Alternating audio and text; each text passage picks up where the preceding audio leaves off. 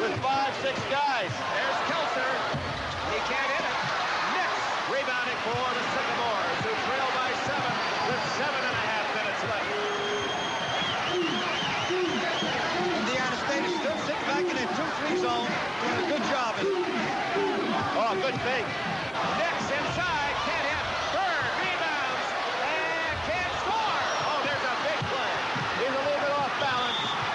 And a foul on Nix. So Indiana State had 2 golden opportunities, Nix and Bird, but they could not connect. You think he's not tired?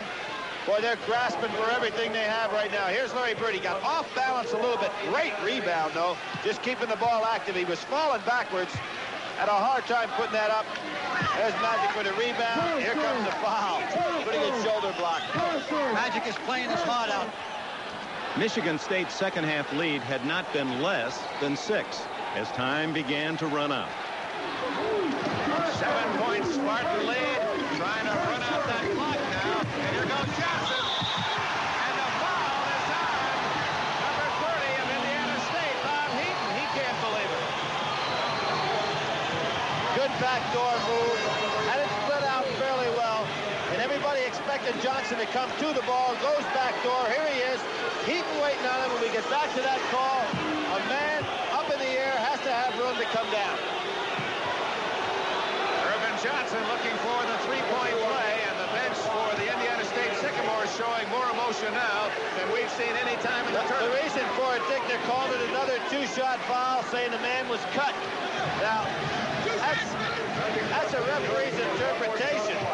I don't think that he maliciously cut him out from underneath, but the rules state that an airborne man, you cannot step in underneath it. That's the second time they call it today, Bill. They called it at the top of the program. They call it now. It's a very difficult call, unless you've been calling it all year.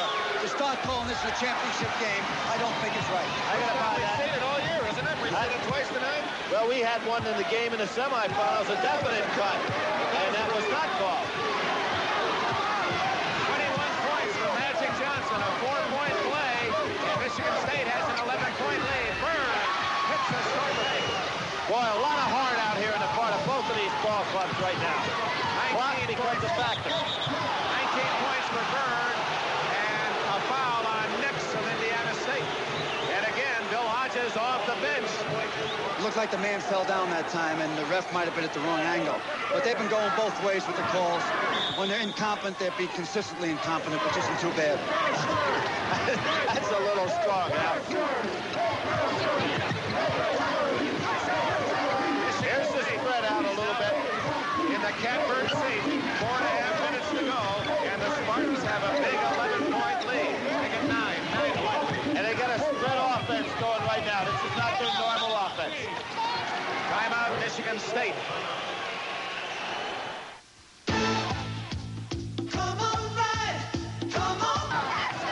Long pass to Kelser. The coup de grace. Michigan State now starts to celebrate.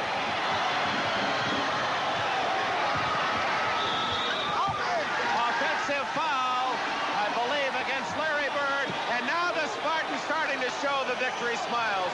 Bill Hodges knows it's all but over. He trails by 9, 49 seconds left.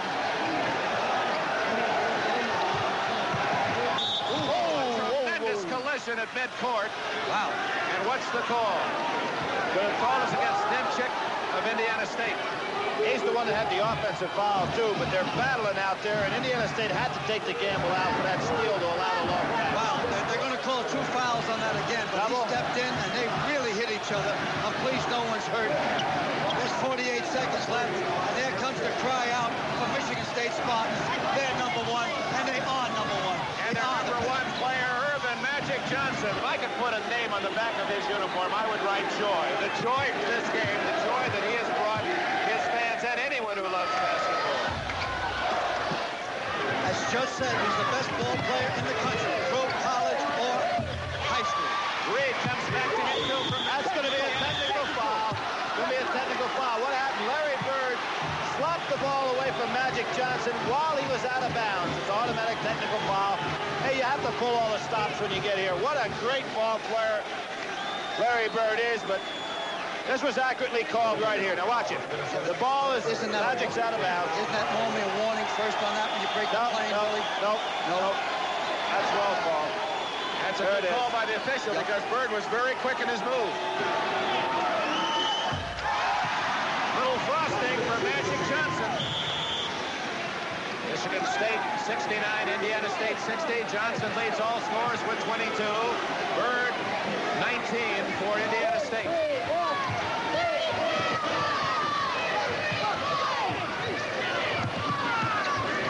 Well, got the national champs, Michigan State.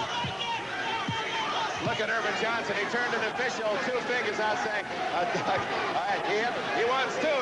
Magic says, I'm not one, just one. That was intentional. Larry Bird telling his teammates, hey, we got nothing to be sad about, but let's keep playing solid ball here. You don't want to turn the game into a farce. Can we say, Al McGuire, 2 stars were just a bit too much for one? Well, as I said earlier in the show, the third man in the ring was the deciding factor, Greg Kelsey. You have Johnson against Bird, both legitimate All-Americans, both big men. A new evolution of the game. The big man with the great passes, but Michigan State also had Greg Kelsey. And you know, thinking back to last year when Kentucky went all the way through, this Michigan State team was a year younger, but they almost knocked off the Kentucky Wildcats last year in that regional. Kentucky beat them by only 3, 52-49. I also want to thank Larry Bird for giving us so many thrills this year and being a perfect gentleman. Gilbert has just scored point 18 seconds. Johnson fouled by Bird as those two great stars collide. Well, before this game started, Matt, oh, what a sight right there. Yeah, what they're saying, play to our potential. Play to our potential. I think they said with their eyes, we did it. We did it. Yep. They're going to get their rings and their wristwatch and be proud of it for the rest of their life. Those memories will be a lot bigger than any kind of memento they'll ever give them. There's Judge breaking out the smile. Not yet, not yet. There he is. There's 15 seconds. No, he's not. They're getting him. No, he's got 15 seconds. Let's see if we can catch a smile, huh? Irvin Johnson tacks on 2 more. He has 24. A reminder of our award ceremony following tonight's game. 12, 11. Oh, that Reed has hit 3 low. Oh, there's the pass. Look at Johnson. Let's go. It's all over. Michigan State University, national champions, 1979.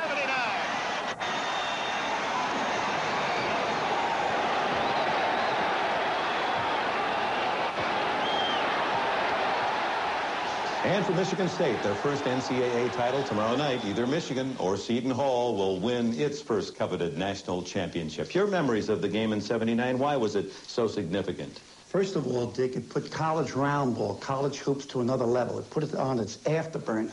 And what it did, your guards before then used to be 6 foot, 6'2", 6'3". All of a sudden, Magic Johnson at 6'8", you had tall guards. But what it gave to basketball more than anything else, it put passing back into the game.